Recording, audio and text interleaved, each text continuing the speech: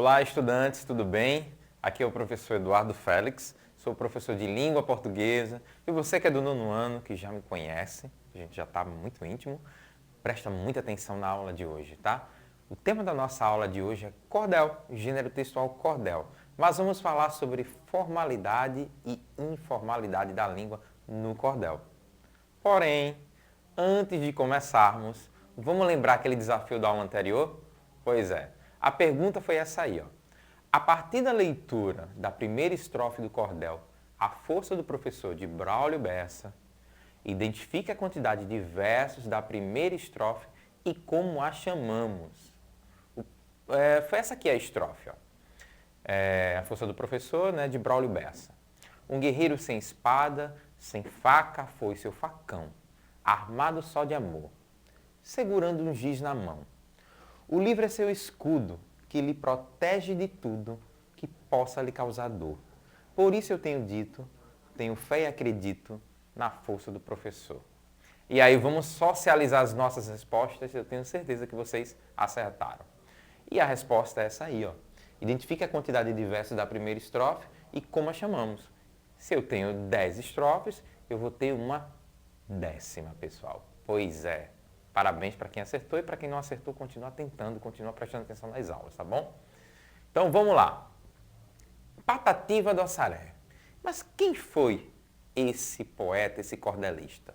O poeta Patativa do Assaré, né, nasceu em 1909 a 2002, é um dos maiores nomes, pessoal, da poesia nordestina no Brasil.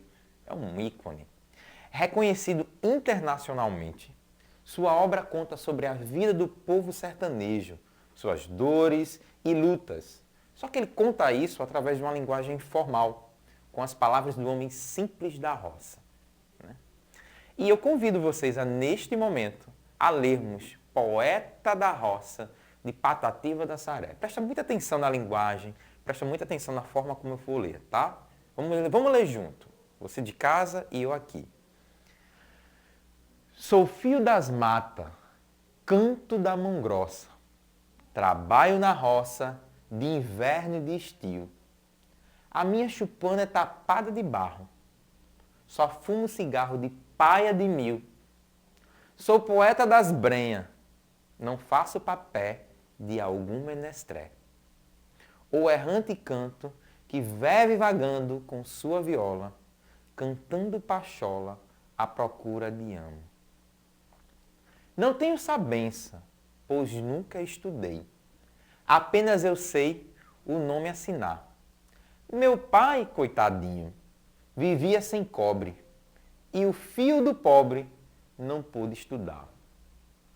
Meu verso rasteiro, singelo e sem graça, não entra na praça, no rico salão. Meu só entra no campo e na roça, nas pobre paioça, da serra ao sertão. Só canto buliço da vida apertada, da lida apertada, da roça e dos eiteios. E às vezes, recordando a feliz mocidade, canto uma saudade que mora em meu peito. Eu canto o caboclo com suas caçadas, nas noites assombradas, que tudo apavora.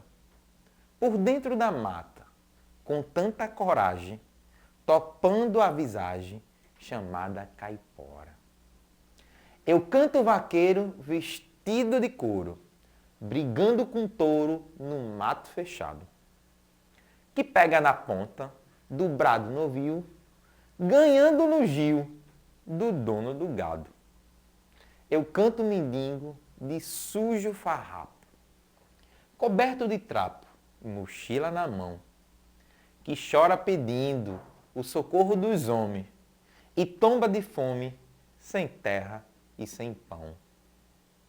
E assim, sem cobiça dos cofres luzentes, eu vivo contente e feliz com a sorte, morando no campo, sem ver a cidade, cantando a verdade das coisas do norte. Pois é, pessoal, é um clássico, né?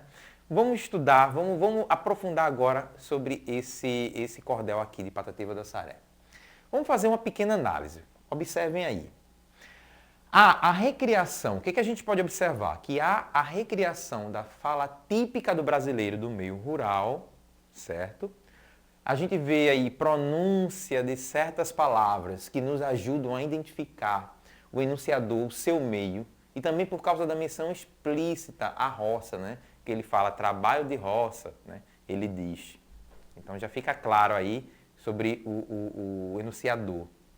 A gente vê que a região retratada aqui é o Nordeste, né? Percebemos isso pelo sotaque característico do cearense.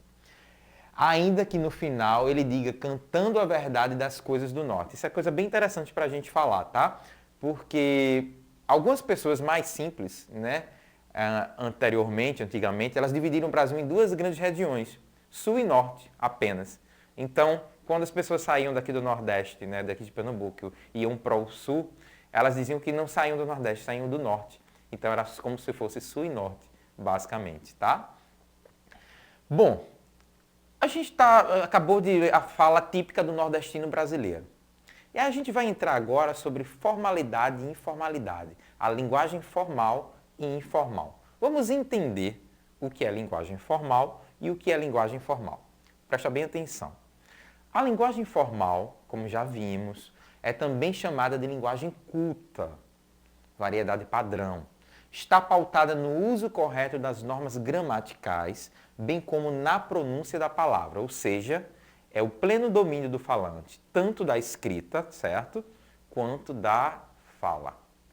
Já a linguagem formal, ou coloquial, como podemos chamá-la, ela representa a linguagem do cotidiano, ou seja, é uma linguagem espontânea, regionalista e despreocupada com as normas gramaticais. Vamos só deixar bem claro que a linguagem formal não é erro gramatical. Ela é bem clara aqui, ó. Ela é uma linguagem do nosso cotidiano, mas ela não é exatamente a linguagem formal. A gente faz uso dela no nosso cotidiano, com espontaneidade, com regionalismo e não há preocupação com as normas gramaticais como a gente vê na linguagem formal, certo? Agora vamos fazer umas análises aqui bem interessantes. Vamos às palavras anotadas que são típicas do Nordeste. Brenha, né, que a gente acabou de ver, que é a mata fechada. Pachola, vaidoso. Lida, que é trabalho. Eito, que é roça e plantação. E caipora, que é um ente fantástico da mitologia tupi, que é o morador do mato.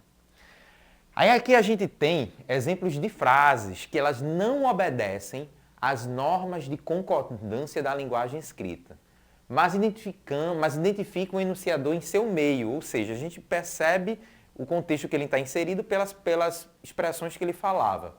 Sou filho das matas e não filho das matas, ou sou poeta das brenhas, nas pobre paioça, da roça e do estio, e com suas caçadas e socorro dos homens. São algumas expressões que não obedecem às normas da linguagem escrita, tá? Variedade padrão.